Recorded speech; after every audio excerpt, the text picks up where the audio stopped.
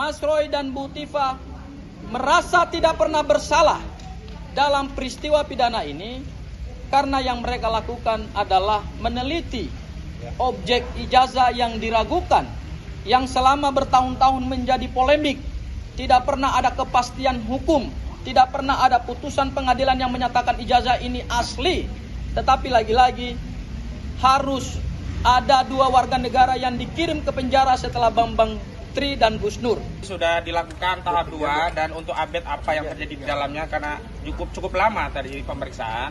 Namun karena di dalam ada Bung Gafur Sangaji, maka saya persilakan Bung Gafur Sangaji untuk menjelaskan apa yang terjadi kronologisnya di dalam, termasuk substansi apa yang paling penting yang harus diketahui oleh seluruh rakyat. Kenapa demikian? Karena perkara ini perkara yang mendapat atensi dari seluruh rakyat. Kepada Bung Gafur Sangaji dipersilakan. Ya, terima kasih Bang Kosinudin dan rekan-rekan media, rekan-rekan advokat di sini yang kami hormati, Pak Ugrosono mantan Wakapolri, ada juga Bang Ahmad Yani ya.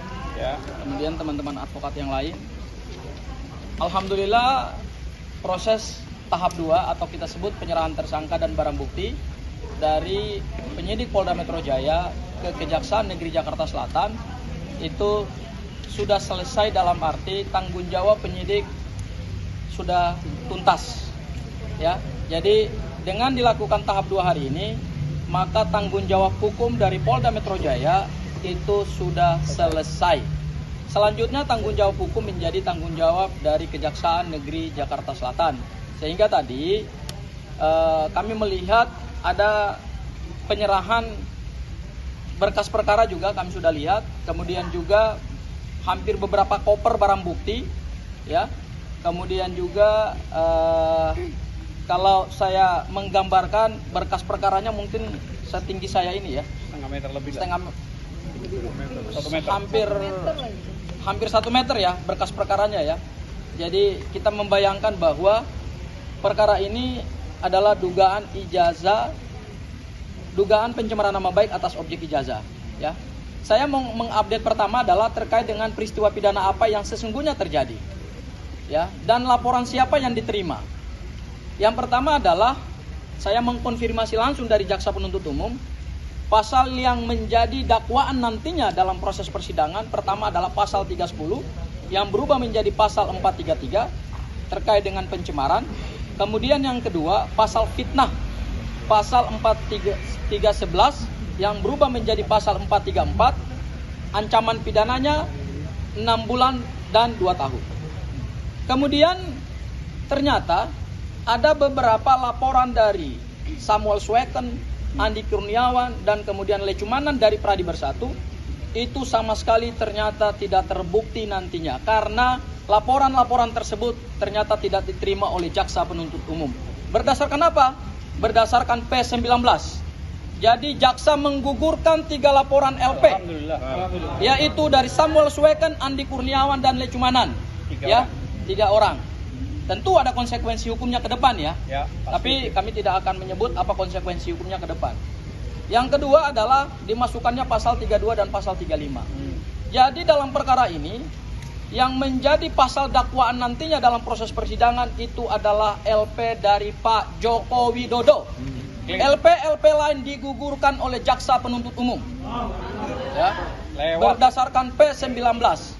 Jadi selama ini yang bikin gaduh itu dari kelompok-kelompok relawan, dari Pradi Bersatu, mereka mendalilkan ada ujaran kebencian, ada penghasutan terkait dengan objek ijazah. Ternyata setelah diperiksa berkas perkaranya oleh jaksa penuntut umum, clear 100% bahwa laporan-laporan tersebut tidak berdasar secara hukum, maka digugurkan dalam surat dakwaan. Alhamdulillah. Ya. Hal yang kedua, dalam proses penyerahan tersangka tadi, ada pertanyaan dari jaksa penuntut umum kepada para tersangka yang kami sebut adalah para pejuang, yaitu apa? Pertanyaan terkait dengan tawaran untuk dilakukan restoratif justice atau berdamai dengan pelapor Pak Joko Widodo. Kemudian juga ada tawaran juga untuk plea bergening atau pengakuan bersalah dari kedua tersangka. Alhamdulillah tadi kepada seluruh rakyat Indonesia yang selama ini menunggu kepastian terkait dengan polemik ijazah mantan Presiden Republik Indonesia, Mas Roy dan Bu Tifa secara tegas di hadapan jaksa penuntut umum menyatakan tidak akan berdamai dengan Pak Jokowi. Allahu Akbar. Artinya menolak. Menolak. Mas Roy dan Bu Tifa merasa tidak pernah bersalah dalam peristiwa pidana ini karena yang mereka lakukan adalah meneliti objek ijazah yang diragukan, yang selama bertahun-tahun menjadi polemik, tidak pernah ada kepastian hukum, tidak pernah ada putusan pengadilan yang menyatakan ijazah ini asli. Tetapi lagi-lagi harus ada 2 warga negara yang dikirim ke penjara setelah Bambang Tri dan Gus Nur. Jadi ijazah ini, rekan-rekan media, seluruh rakyat Indonesia kembali menelan korban, kembali mengirimkan orang ke penjara, padahal yang dituntut adalah hal yang sederhana. Pak Jokowi dengan sikap negarawan, dengan jiwa besar, tunjukkan saja ijazahnya kepada seluruh rakyat Indonesia. Tidak perlu membawa perkara ini kepada proses peradilan, karena dengan membawa ini kepada proses peradilan, maka ada niat dari Pak Joko Widodo untuk memenjarakan warga negaranya dengan sikap yang tidak negarawan. Ya, jadi itu Bang Aka. Kemudian yang ketiga terkait dengan kelanjutan penahanan. Kami secara resmi dari tim kuasa hukum telah menyampaikan permohonan penangguhan penahanan kepada Kejaksaan Negeri Jakarta Selatan. Ada 2 hal.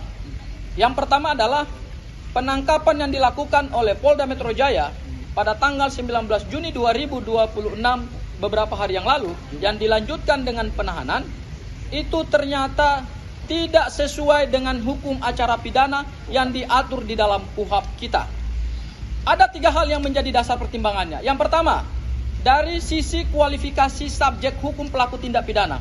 Mereka ini bukan pelaku tindak pidana organized crime, white collar crime, transnational organized crime, atau juga kejahatan yang mengancam keamanan negara, keselamatan bangsa, atau juga mengancam sumber daya alam Indonesia.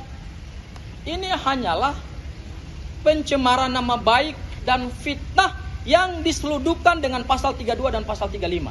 Coba mari kita lihat. Ya, jadi kami menyayangkan bahwa dari sisi penangkapan dan penahanan ini sesuatu yang sangat melanggar hukum acara pidana. Contoh, saya ambil kajiannya pertama ya. Untuk penangkapan, mereka ini kalau kita lihat dari kualifikasi subjek hukum pelaku tindak pidana, mereka ini bukan pelaku tindak pidana organized crime atau white collar crime atau kejahatan transnational crime. Ini kejahatan-kejahatan biasa, bukan kejahatan tindak pidana korupsi, bukan kejahatan yang mengancam keselamatan, keamanan, pertahanan negara Republik Indonesia, sehingga jam 7 pagi itu harus dilakukan upaya paksa berupa penangkapan dan keadaannya sangat dramatis ya. Agendanya hari ini ya tadi saya katakan bahwa Mas Roy dan Bu Tifa akan diserahkan ke wilayah hukum Kejaksaan Negeri Jakarta Selatan. Dengan demikian maka semua proses penyidikan itu telah selesai ya, Bang Ristan ya. Kebetulan saya di sini didampingi juga oleh salah satu anggota tim kuasa hukumnya dari Mas Roy ya, yaitu Bang Ristan. Nanti bisa diberikan penjelasan juga ya Bang ya. Nah,